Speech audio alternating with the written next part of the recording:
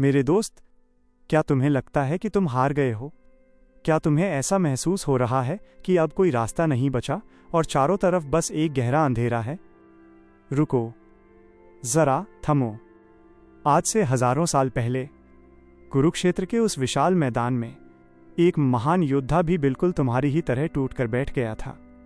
अर्जुन, जिसके पास दुनिया का सबसे शक्तिशाली धनुष गांडीव था।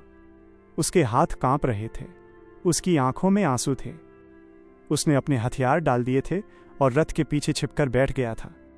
तब श्री कृष्ण ने अर्जुन के माध्यम से जो कहा, वही आज मैं तुमसे कहना चाहता हूं। कृष्ण ने अर्जुन की आंखों में आंखें डालकर कहा था, कुतस्त्वा कश्मलमिदं विषमे समुपस्थितम। अर्थात, हे अर्जुन, इस संकट की घड़ी में तुम्हारे मन में ये कायरता कहां से आई? कृष्ण कहते हैं, ये हृदय की तुच्छ दुर्बलता तुम्हें शोभा नहीं देती। तुम्हें पता है हम क्यों हार मान लेते हैं? क्योंकि हम अपनी एक असफलता को अपनी पूरी पहचान मान लेते हैं। हमें लगता है कि अगर हम यहाँ गिर गए तो हम गिरे हुए इंसान बन गए। लेकिन कृष्ण समझाते हैं, हे पार्थ, तुम वो नहीं हो जो तुम्हारे साथ हुआ है। तुम वो हो जो तुम इस स्थिति से निकलकर बनोगे। हार केवल एक स्टॉप है, फुल स्टॉप नहीं। याद रखो, जब तुम पूरी तरह टूट जाते हो तभी तुम सबसे ज्यादा खुले होते हो। तुम अहंकार से मुक्त होते हो और तभी ईश्वर का ज्ञान तुम्हारे भीतर प्रवेश कर सकता है। अर्जुन की हार दरअसल उसकी सबसे बड़ी जीत की शुरुआत थी, क्योंकि अगर वो हारकर कृष्ण के आगे न झुकता तो उसे कभी गीता का ज्ञान न मिलता। आज तुम्हारी निराशा भी तुम्हें कुछ महान सिखाने के लिए आई है। अपनी हार को अंत मत समझो, इसे एक तैयारी समझो उस विराट युद्ध के लिए जो तुम्हें अभी लड़ना बाकी है। उठो, अब जरा विचार करो, तुम्हारे मन की इस व्याकुलता का कारण क्या है? श्री कृष्ण कहते हैं कि तुम्हारी सबसे बड़ी हार बाहर की दुनिया में नहीं, तुम्हारे अपने मन के भीतर हुई है। अर्जुन ने कृष्ण से पूछा था, हे केशव, ये मन इतना चंचल है, इतना जिद्दी है कि इसे रोकना हवा को मुट्ठी में कैद करने जैसा है। मैं कैसे लड़ूं? तब कृष्ण ने मुस्कुराकर कहा था, अभ्यासेन तु कौन्तेय, यानी अभ्यास से। तुमने हार इसलिए मानी क्योंकि तुमने अपने मन की नकारात्मक बातों को ही सत्य मान लिया। तुम्हारे मन ने तुमसे कहा कि तुम थक चुके हो और तुमने विश्वास कर लिया। मन ने कहा कि सब खत्म हो गया और तुम बैठ गए। लेकिन कृष्ण कहते हैं कि तुम ये मन नहीं हो, तुम तो वो अविनाशी आत्मा हो जिसे न शस्त्र काट सकते हैं, न आग जला सकती है। अक्सर इंसान इसलिए हार मान लेता है क्योंकि वो भविष्य के उस परिणाम से डरता है जो अभी आया ही नहीं। कृष्ण का सबसे बड़ा मंत्र याद करो, कर्मण्येवाधिकारस्ते मा फलेषु कदाचन। तुम केवल कर्म करने के अधिकारी हो, उसके फल के नहीं। जब तुम परिणाम की चिंता छोड़कर केवल अपनी कोशिश पर ध्यान देते हो तो असफलता का डर अपने आप विदा हो जाता है। हार तब होती है जब हम ये मान लेते हैं कि नतीजा पूरी तरह हमारे हाथ में है। कृष्ण कहते हैं, तुम अपना सर्वश्रेष्ठ प्रयास करो और बाकी सब मुझ पर छोड़ दो। तुम क्यों रोते हो? क्या तुम इस दुनिया में कुछ लेकर आए थे जो तुमने खो दिया? जो आज तुम्हारा है कल किसी और का था और आने वाले कल में किसी और का होगा। परिवर्तन ही इस संसार का अटल नियम है। जिसे तुम अपनी हार समझकर छाती पीट रहे हो वो केवल एक बदलाव है। कुदरत तुम्हारे जीवन से उन पुरानी चीजों को हटा रही है जो तुम्हें आगे बढ़ने से रोक रही थीं। मेरे दोस्त, ये मत कहो कि तुम्हारी किस्मत खराब है। ये मत कहो कि दुनिया तुम्हारे खिलाफ है। कृष्ण कहते हैं, उद्धरेदात्मनात्मानम, अर्थात अपना उद्धार खुद करो।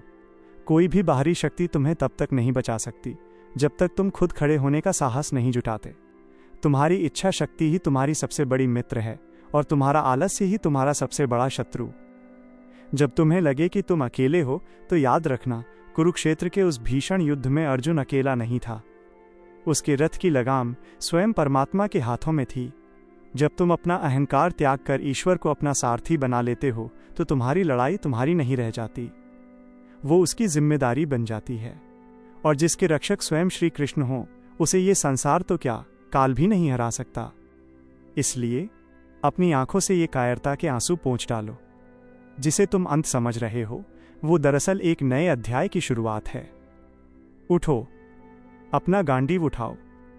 इस बार तुम शून्य से नहीं, अब उस सत्य को समझो जिसे संसार विफलता कहता है। श्री कृष्ण के शब्दों में विफलता केवल एक भ्रम है। अर्जुन ने जब अपनों को सामने देखा तो वो मोह में पड़ गया। उसे लगा कि यदि वो हार गया तो अपमान होगा और यदि जीत गया तो अपनों का लहू बहेगा। हम भी अक्सर इसी दोराहे पर खड़े होते हैं। हम हार से नहीं डरते, हम उस अपमान और शून्य से डरते हैं जो हार के बाद आने वाला है। परंतु कृष्ण कहते हैं, हे अर्जुन, जीत और हार, लाभ और हानि, सुख और दुख, इन सबको समान समझकर युद्ध के लिए तैयार हो जाओ। ऐसा करने से तुम्हें कभी पाप नहीं लगेगा। इसका गहरा अर्थ जानते हो?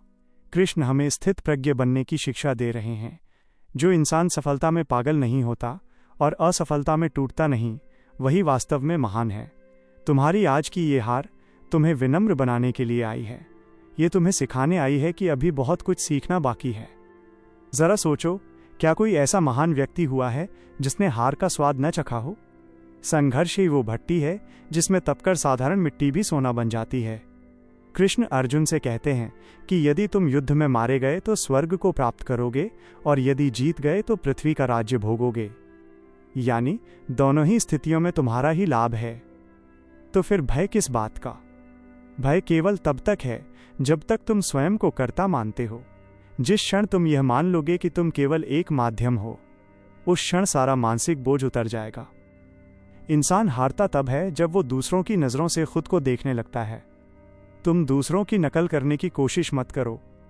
कृष्ण ने गीता में स्पष्ट कहा है कि दूसरे के धर्म का पालन करने से बेहतर है कि इंसान अपने गुणहीन धर्म में ही रहे।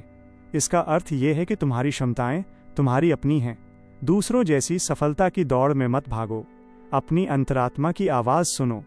हो सकता है जिस रास्ते पर तुम आज हारे हो, वो रास्ता तुम्हारे लिए था ही नहीं। हो सकता है ईश्वर ने तुम्हारे लिए इससे भी बड़ा, इससे भी विराट कोई द्वार खोल रखा हो। अक्सर जब हम हारते हैं तो हम अपनी नियति को कोसते हैं। हम कहते हैं कि भगवान हमारे साथ नहीं है।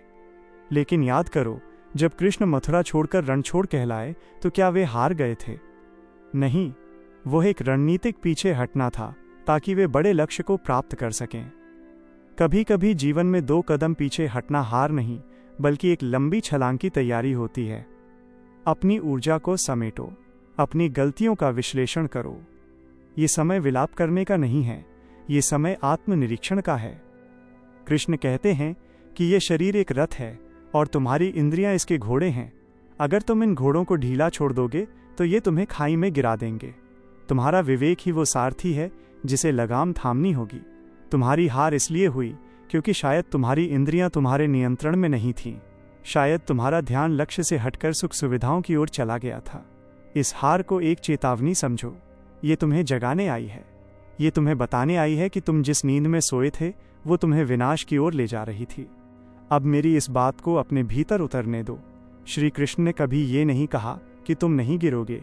उन्होंने बस ये कहा कि जब तुम गिरोगे तो मैं तुम्हारा हाथ थामने के लिए वहां मौजूद रहूंगा। समर्पण की शक्ति को पहचानो। समर्पण का अर्थ आलस्य नहीं है। समर्पण का अर्थ है अपनी पूरी शक्ति लगा देने के बाद परिणाम को ईश्वर के चरणों में रख देना। जब तुम कहते हो, हे केशव, मैंने अपना सब कुछ अर्पण कर दिया, अब आप ही मेरी राह हो, तो ब्रह्मांड की समस्त शक्तियां तुम्हारी सहायता के लिए जुट जाती हैं। तुम्हारे भीतर वो ज्योति जल रही है जिसे कोई भी असफलता बुझा नहीं सकती। तुम उस विशाल समुद्र की एक बूंद हो जिसमें पूरा समुद्र समाया हुआ है।